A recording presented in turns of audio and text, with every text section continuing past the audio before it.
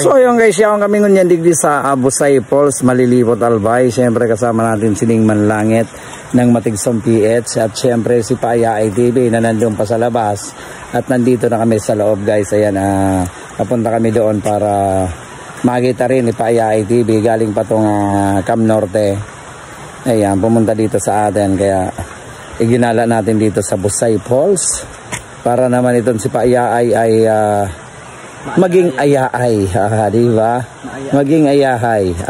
Ayan guys, si Paaya ITV at ano tayo? Papunta tayo ng Busay Falls, di ba? Yan si Wawi de Guzman.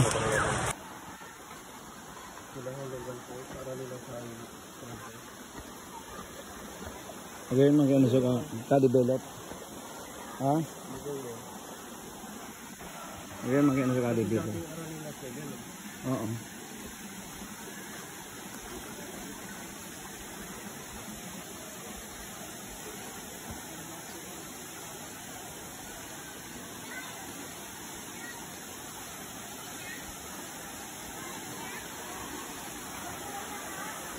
Baka pang matawa ko.